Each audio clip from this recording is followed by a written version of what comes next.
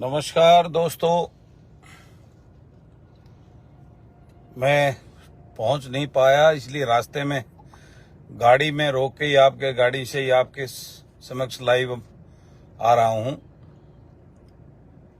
आज का विषय आप सब जानते हैं कि काला दिवस के रूप में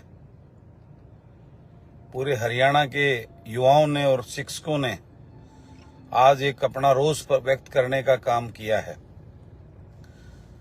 और आज जिस प्रकार से सरकार की कार्यशैली, सरकार की नीयत, जिस नीयत से काम कर रही है वो सबके सामने है। और आज जिसकी वजह से पूरे प्रदेश का युवा एक ऐसे दौर से गुजर रहा है, ऐसी मानसिक पीड़ा से गुजर रहा है जो सबके सामने व्यक्त, जिस प्रकार से तालू के उस भाई ने अपनी जिंदगी समाप्त करके उसको दर्शाने का काम किया और पूरे प्रदेश को और देश को हिलाने का काम किया है। हमें भी बड़ा दुख, तकलीफ और दर्द है ये सारी चीजें जानकर। जिस प्रकार से हरियाणा पुलिस का रिजल्ट जारी करने में किस प्रकार की पीड़ा उन 40,000 के करीब युवाओं को, मेरे छोटे भाई बहनों को झेलनी पड़ रही है। 2019 में विज्ञप्ति हुई, फिर उसको पोस्टपोन करके एडवर्टाइज किया अप्रैल 2020 में, और फिर लगभग 1.5 साल बाद पेपर हुआ नवंबर 2021 में। और उसके बाद सारी फिजिकल डॉक्यूमेंट सिक्योरिटी वेरिफिकेशन जनवरी फरवरी में होने के बाद में 3 साल से ये भर्ती प्रक्रिया चल रही थी। और अब जब उसका रिजल्ट घोषित करने का समय आया तो सरकार की गलत फार्मूले की वजह से कोर्ट में उसको फिर अटका दिया गया है। और अपनी इस गलती की जो खेद व्यक्त माननीय मुख्यमंत्री जी विधानसभा में भी कर चुके हैं, मैंने भी ये मुद्दा उठाया था और वो इस पे अपना खेद व्यक्त कर चुके हैं। लेकिन आज सवाल ये है कि उस खेद व्यक्त करने से उस गलती को सुधारेगा कौन। आज 40,000 से ज्यादा 29,000 लड़के और करीबन 11,000 में हमारी लड़कियां, छोटी बहनें उस रिजल्ट के इंतजार में एक मानसिक पीड़ा के दौर से गुजर रहे हैं। उसका एहसास कब इस सरकार को होगा, अंधी भरी सरकार को। ये एक विषय है जिस विषय को लेकर मैं आज आपके माध्यम के सामने फेसबुक लाइव हूं और इस सरकार को भी बताना चाहता हूं। वो कहीं देख रहे होंगे तो उनको भी इस बात का एहसास हो। दूसरी बात, सीईटी का एग्जाम जो 2020 के अंदर इन्होंने लगभग 18 जो पोर्टल लागू किया था, जिसमें इन्होंने 18 भर्तियों को कि 10,000 के करीब पद वापस लेकर जो है उसको सीईटी के तहत इसमें भर्ती करने का एक जो है नया फार्मूला अडॉप्ट सरकार ने किया था।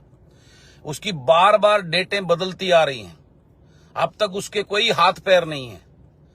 तो सरकार क्या चाहती है ये समझ में आज आने से बाहर हो गया। और मैं युवाओं की विडंबना, उनकी पीड़ा देखकर मुझे बहुत दर्द और तकलीफ हो रही है। आज में आपने देखा विधानसभा में भी आपका मुद्दा, युवाओं का मुद्दा, बेरोजगारी का मुद्दा इस सरकार के सामने पूरी शिद्दत के साथ अपने प्रयास करता हूं। लेकिन ये आज ये जिस प्रकार के साक्ष्य सामने हैं, हर बार सरकार ने पिछले साल कहा था कि जनवरी में पेपर लेंगे, फिर मार्च में कहा, फिर अब अगस्त में होने की बात करें, बार बार अपने स्टैंड को बदल रही है। कब सीईटी का पेपर की डेट सरकार को निर्धारित करनी चाहिए, उसका सिलेबस निर्धारित करना चाहिए। कब तक युवा इंतजार में बैठा रहकर अपनी पीड़ा को, अपनी मानसिक त्रासदी को झेलता रहेगा?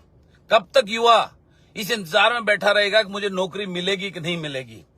इस गठबंधन की सरकार को आए हुए 2.5 साल से ज्यादा हो गया, एक भी भर्ती प्रक्रिया अभी तक पूरी नहीं कर पाई है।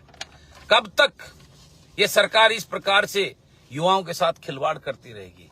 इस बात की चिंता करनी होगी, हमें इस बात की फिक्र करनी होगी कि बेरोजगारी का आलम देखिए, आज हरियाणा प्रदेश पूरे देश में नंबर 1 पर चला गया है। और कमाल की बात तो ये है कि पूरे प्रदेश के अंदर लगभग 7 लाख के करीब टोटल जो है ना पद हैं, उसमें आधे के करीब करीबन 3,32,000 पद खाली पड़े हैं और इस सरकार की जू तक नहीं रहे। इस बात से क्या अंदाजा लगाया जाए? क्या सरकार भर्तियां नहीं करना चाहती?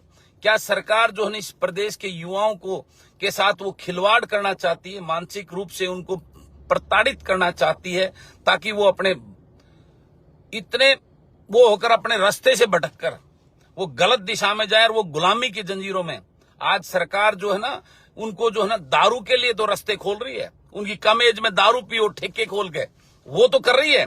तो क्या इसका मतलब ये समझे युवाओं को नशे की आदत डालकर अपना गुलाम बनाने की तैयारी कर रही है सरकार? ये बहुत चिंता का विषय है। आज हम देखें पिछले दिनों तालू में जो घटना हुई, भाई पवन ने जो सुसाइड किया फौज की भर्ती के लिए, तो जो मैंने पीछे आपने हिंदुस्तान टाइम्स में एक रिपोर्ट छपी थी कि लगभग 2 लाख से ज्यादा जो हमारी फौज के अंदर पद खाली हैं और हर रोज लगभग 5,000 के करीब पद जो है वो डेली रिक्त होते जा रहे हैं, लेकिन सरकार कोई भर्ती करने की तरफ कोई सामने रास्ता नजर नहीं आ रहा। हमारे ग्रामीण अंचल के युवाओं को फौज की भर्ती का एक बहुत बड़ा विकल्प और उनके लिए रास्ता होता है, जो हर महीने 2 महीने के अंदर 3 महीने के अंदर भर्तियां होती रहती थी, जिसे हमारे ग्रामीण अंचल के युवा उसमें अपना जो है ना भविष्य ढूंढते थे, उनका उसमें अपनी नौकरी का रास्ता उनको एक आस उम्मीद रहती थी।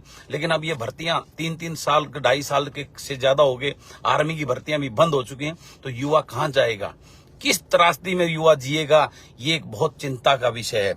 मैं आप सबसे कहना चाहता हूं, सीएमआई की रिपोर्ट लागू हो चुकी है, 34% में हरियाणा प्रदेश पिछले 6 महीने से नंबर 1 पे बेरोजगारी में आ चुका है और हरियाणा प्रदेश की इस अंधी बहरी सरकार को कोई चिंता नहीं है, कोई चिंता नहीं है। ये गठबंधन के सहयोगी अपने घर भरने को जो है लगे हुए हैं, अपने बड़ी बड़ी संपत्ति जायदाद इस प्रदेश को लूट के लगाने में लगे हुए हैं, लेकिन उस प्रदेश के युवा की किसी को कोई चिंता नहीं है। जो प्राइवेट सेक्टर के अंदर जो एम्प्लॉयमेंट देखने का एक ढर्रा, एक धोखा, एक मैं ये कहता हूं छलावा उनके साथ करके वे प्राइवेट सेक्टर में आपको 75% की नौकरियां दें। कौन सी 75% की बात कर रहे हैं? मैं युवाओं को कहना चाहता हूं, आज समय आ गया है, हमें जागना होगा और इन लोगों से, इन नेताओं को सबक सिखाकर, इन पार्टियों के जो रजवाड़े बन गए, राजघराने बढ़ गए हैं, इन राजघरानों को सबक सिखाकर इस प्रदेश के युवा को जागना होगा और इनके खिलाफ एक नई जंग छेड़नी होगी, जिससे ये इनको सबक सिखाया जा सके और बेरोजगारी के खिलाफ एक नया एजेंडा लेकर प्रदेश में हमें आंदोलन शुरू करना पड़ेगा। और मैं उसके लिए आप सब साथियों से अपील करता हूं, आप ज्यादा से ज्यादा इसकी तरफ आए। आपका ये भाई आपकी ये लड़ाई लड़ने के लिए सदैव तत्पर है और सब आपके साथ कंधे से कंधा मिलाकर चलने को तैयार है। और बहुत जल्द इस प्रदेश स्तर पर पूरा इसका आंदोलन खड़ा करके चंडीगढ़ में वहां से चलेंगे, पूरे प्रदेश की यात्रा करके मुख्यमंत्री के आवास को घेरने का काम करेंगे। और मैं बहुत जल्द आप सब दोस्तों साथियों से इस बार में विचार विमर्श करके उसकी डेट की घोषणा करके हम पूरे प्रदेश से चलकर युवाओं के साथ में इस प्रदेश के मुख्यमंत्री को जगाने का काम करेंगे। वो कब तक इस प्रदेश के युवाओं के साथ इस प्रकार का खिलवाड़ करते रहेंगे?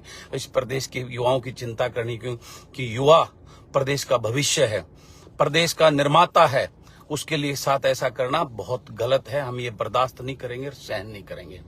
तो मैं आप सबको आपके उज्जवल भविष्य की शुभकामनाएं देते हुए आज की अपनी इस लाइव को समाप्त करता हूं और बहुत जल्द नए कार्यक्रम के साथ आपके बीच में आऊंगा। और आपको कभी भी अपने इस भाई की, अपने दोस्त की कभी भी कोई जरूरत महसूस हो तो मुझसे डायरेक्ट कॉन्टेक्ट करके आप जो है ना, मैं आपकी सेवा में हाजिर मिलूंगा। आप मेरे से जो भी मदद आपको चाहिए आप मुझे बता सकते हैं और पूरे अधिकार के साथ बता सकते हैं। सदैव आपकी सेवा में मैं हाजिर रहूंगा। धन्यवाद। Thank you.